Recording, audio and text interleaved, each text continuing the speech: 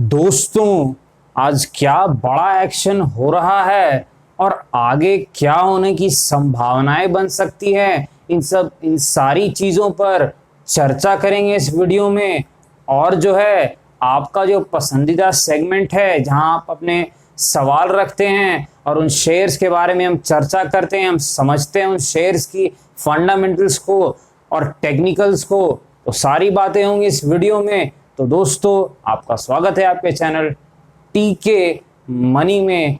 मेरा नाम है त्रिभुवन, NISM certified in equity derivatives. तो दोस्तों, चर्चा की जो है शुरुआत करते हैं। एक प्रश्न आप लोग बहुत ज़्यादा पूछ रहे हैं कि सर ये जो क्वार्टरली रिजल्ट्स हैं, काफ़ी कंपनियों ने तो फर्स्ट क्वार्टर के रिजल्ट्स दे भी दिए, तो आलोक इंडस्ट्रीज के फर्स्ट क्वार्टर के रिजल्ट्स कब तक आएंगे, क्या कुछ फाइनलाइज डेट हुआ है? देखिए, ये डेट तो अभी नहीं पता है कि कब आएंगे, लेकिन जो सेबी की जो गाइडलाइंस है कि 14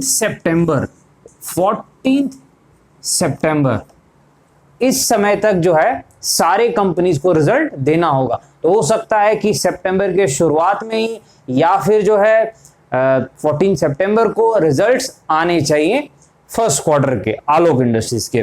तो दोस्तों, अब अगला जो सेगमेंट है वहां टुडेज सेक्शन के बारे में, आज क्या हुआ आलोक इंडस्ट्रीज के शेयर में। देखिए, आज एक बड़ा एक्शन हो रहा है, मैं देख रहा हूं। हमने आपसे चर्चा की थी कि 40-45 जो है रेजिस्टेंस एरिया है, अवरोध का एरिया, यहाँ पर दिक्कतें हो सकती है, प्रॉफिट बुकिंग हो सकती है। और यहाँ पर आज क्या हुआ, आपने देखा होगा कि तकरीबन 2% जो है वो पॉजिटिव खुला। ठीक है, अब हुआ क्या, अगर आप लो देखेंगे आज का तो 39 तक गया, यानी वो एक वक्त पर -3% जा चुका था, यानी ऊपरी स्तर से 5% गिर गया था। देखिए, यहाँ पर ध्यान देने वाली जो बात है, ये 5% गिरा, लेकिन वापस इसने जो है कवर कर लिया सब कुछ। और यहाँ पर अभी जिस वक्त मैं वीडियो बना रहा हूँ, ये फिर से अपर सर्किट पे है 42.2। मैं NSE की बात कर रहा हूँ। यहाँ पर एक और जो चीज हुई है बड़ी इंटरेस्टिंग, आप लोगों को पता है कि एक ब्लॉक डील हुई है, एक बड़ी ब्लॉक डील हुई है, तकरीबन 2.4 करोड़ के आसपास की एक ब्लॉक डील हुई है। और किस प्राइस पे? 42.20 के प्राइस पे एक ब्लॉक डील हुई है। और यहाँ पर आपको ध्यान देना है कि आज सबसे गजब जो चीज हो रही है वो वॉल्यूम जो हो रहा है। अभी इस वक्त जब मैं वीडियो बना रहा हूँ, तकरीबन 2 करोड़ के आसपास के वॉल्यूम हो चुके हैं। देखिए, जब बड़े लेवल को निकलना होता है तो और वॉल्यूम चाहिए। आज ऐसे वॉल्यूम काफी तगड़े हैं। अगर आप कल के मुकाबले आप देखें या 2-3 दिन पहले के मुकाबले, वॉल्यूम काफी तगड़े हैं। 2 करोड़ के वॉल्यूम जो हुए हैं, ये एक जबरदस्त वॉल्यूम है। लेकिन हमें एक चीज देखनी होगी कि इस लेवल के आसपास जब गिरावट हो रही थी तो तकरीबन जो है 12 करोड़ के आसपास वॉल्यूम हुए थे जब सेलिंग हुई थी। तो ये जितने ज्यादा वॉल्यूम होंगे, इतना ज्यादा जो है हमें जो क्लैरिटी मिलेगी कि अब जो है ये लेवल टूट जाएगा, और टूट के जब निकलेगा तो टिकेगा। याद रखिएगा कि टेक्निकल एनालिसिस जब हम सर्किट स्टॉक्स की करते हैं तो आपको पता है कि 90% टेक्निकल इंडिकेटर्स नहीं काम करते, ये आपको पता है। लेकिन जो 10% काम करते हैं उनमें वॉल्यूम है, आपका प्राइस एक्शन है और फिबोनाची रिट्रेसमेंट है। तो जब ये गिरावट शुरू हुई थी तो 12 करोड़ के आसपास के वॉल्यूम इस लेवल पे हुए थे। तो जितने ज्यादा वॉल्यूम होंगे और फिर अगर ये लेवल टूटेगा ऊपर की तरफ, तभी जो है संभावना है कि ये लेवल माना जाएगा रेजिस्टेंस अच्छे से तोड़ा गया है और जो है ऊपर के लेवल्स दिखेंगे, 50-55 के लेवल्स दिखेंगे। लेकिन अगर वॉल्यूम ज्यादा नहीं होते हैं तो फिर दिक्कतें हो सकती है, क्योंकि जब भी हम इन शेयर्स की एनालिसिस करते हैं तो वॉल्यूम पे कुछ ज्यादा ही हम ध्यान देते हैं नॉर्मल शेयर्स के मुकाबले, क्योंकि वॉल्यूम से ही पता करने का प्रयास करते हैं कि बड़े प्लेयर्स क्या सोच रहे हैं, क्या उनके दिमाग में चल रहा है, ऑपरेटर्स का क्या जो प्लान है, वो संभावना क्या हो सकती है, पता लगा सकते हैं। देखिए, 100% कुछ नहीं पता चलता है, आपको ये बात पता है। मार्केट सिर्फ हमें 60-70% भी अगर हम सही हो जाएं और रिस्क मैनेजमेंट ठीक से करें तो हमारा काम बन जाएगा। तो यहाँ पर आपको ध्यान रखना है कि अगर जो है और वॉल्यूम बढ़े और कल भी ज्यादा वॉल्यूम हो और अगर शेयर ये रेजिस्टेंस निकाले, तब संभावना है कि ये माना जाएगा कि ये बड़ा रेजिस्टेंस जो 40-45 का था वो निकल गया है। अब जो स्टॉक है वो और ऊपर जा सकता है। लेकिन एक चीज आप याद रखिएगा, रेजिस्टेंस बहुत बड़ा है, थोड़ा सा ध्यान से काम कीजिएगा। क्यों?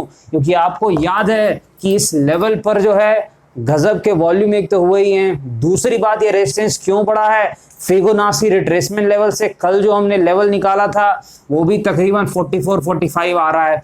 जो प्राइस एक्शन और वॉल्यूम से जो लेवल था वो 40-45 का जो है रेजिस्टेंस आ रहा है। यानी रेजिस्टेंस इस एरिया के आसपास काफी दिख रहा है। और आज एक झलक जो है वो सेलर ने दिखाई है, लेकिन बायर ताकतवर था, वो प्राइस को फिर आज ऊपर लेकर के गया है।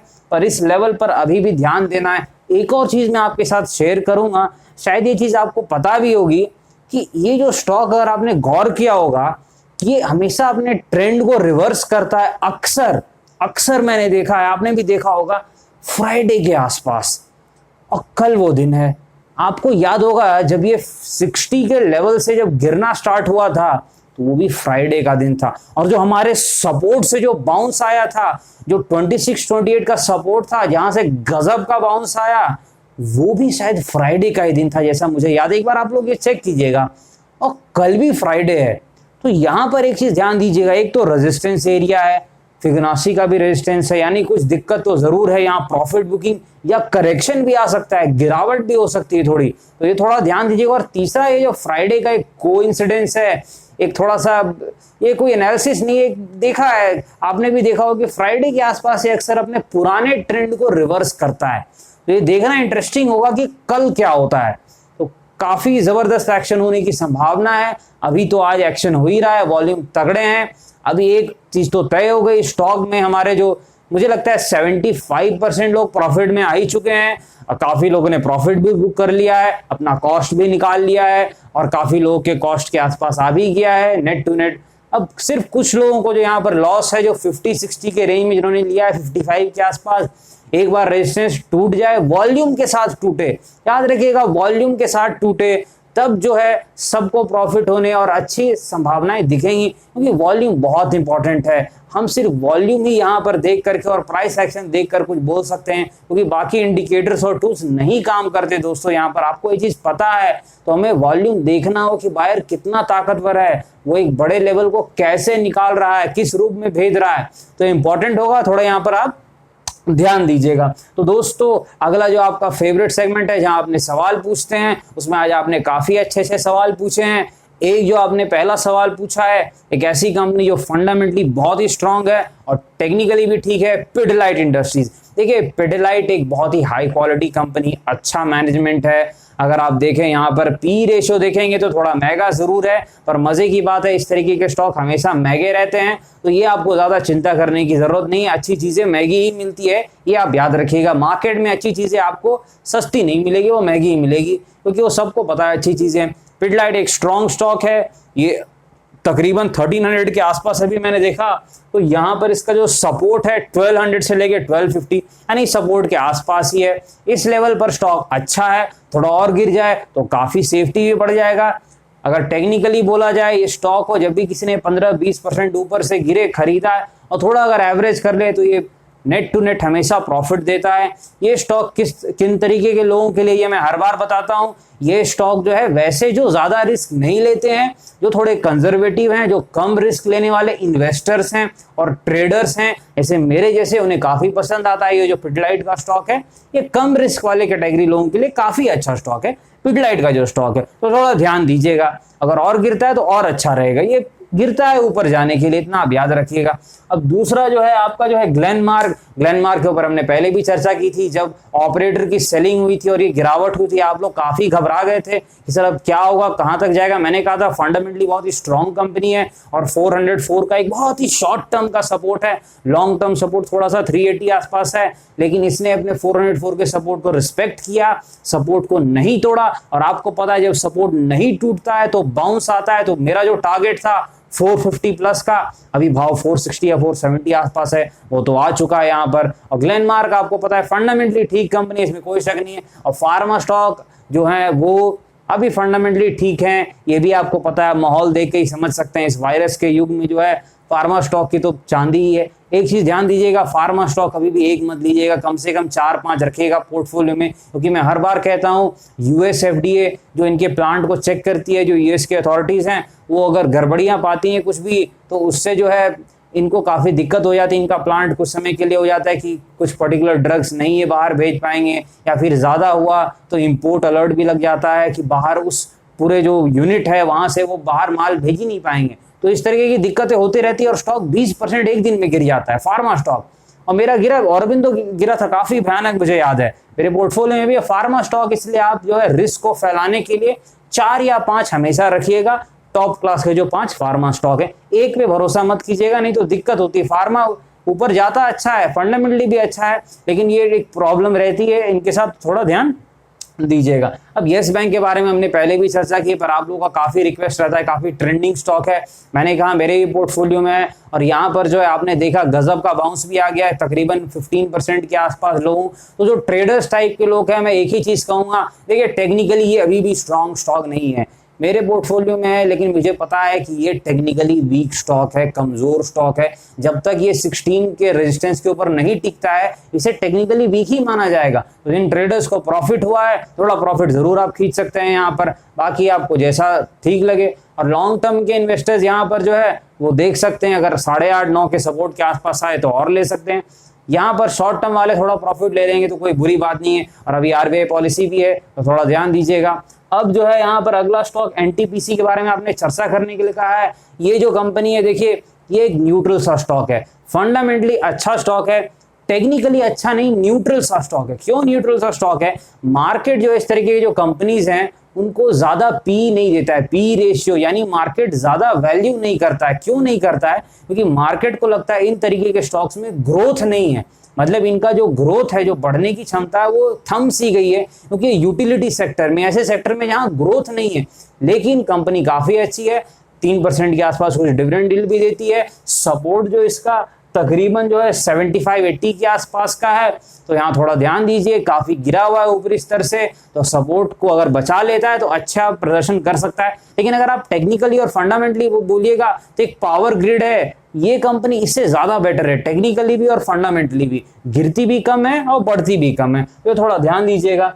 श्रीराम ट्रांसपोर्ट जो है, ये देखिए टेक्निकली ये स्टॉक जो है न्यूट्रल टू नेगेटिव है, तो इस पे थोड़ा आप ध्यान दीजिएगा। जब तक ये 750 के ऊपर नहीं जाता है, श्रीराम ट्रांसपोर्ट फाइनेंस रेजिस्टेंस है बहुत बड़ा, इस स्टॉक में संभावना है कि अभी भी गिर सकता है। 750 के ऊपर जाके टिक जाएगा 2-3 दिन, तभी माना जाएगा कि अब ये स्टॉक धीरे धीरे ठीक हो चुका है। टेक्निकली फंडामेंटली ठीक ठाक कंपनी है। अभी तो आपको पता है फाइनेंस सेक्टर और बैंकिंग सेक्टर सबका बुरा हाल है, तो इनका भी बुरा हाल है। ये फाइनेंस करते हैं ट्रांसपोर्ट को मेनली, और ट्रांसपोर्ट सेक्टर आप देख ही रहे हैं अभी उतनी अच्छी हालात में नहीं है अभी, तो ये थोड़ी दिक्कत है। तो जो थोड़े रिस्की प्लेयर्स है वो यहाँ पर ध्यान दे सकते हैं, जो ज्यादा रिस्क अभी नहीं लेना चाहते हैं वो छोड़ भी सकते हैं। ऐसे रिस्की प्लेयर्स के लिए इसलिए है कि अगर मान लीजिए कि सपोर्ट बच गया जो 500 के आसपास कुछ है, तो अच्छा प्रॉफिट भी हो सकता है, और ये थोड़ा रिस्की प्लेयर्स के लिए। बाकी आपका जो पिडिलाइट और ये सारे स्टॉक्स है, ग्लेनमार्क, ये नॉर्मल प्लेयर्स के लिए, जो कंजर्वेटिव उनके लिए भी ठीक रहेगा।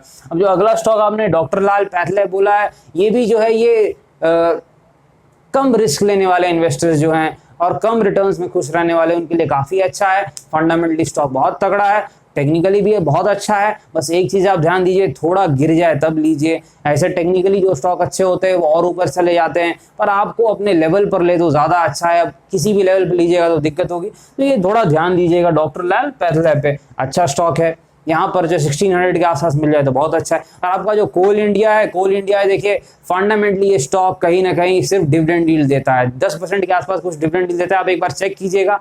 लेकिन फंडामेंटली ये स्टॉक अभी एवरेज टू, आप थोड़ा सा नेगेटिव ही बोलिएगा, उतना अच्छा नहीं है।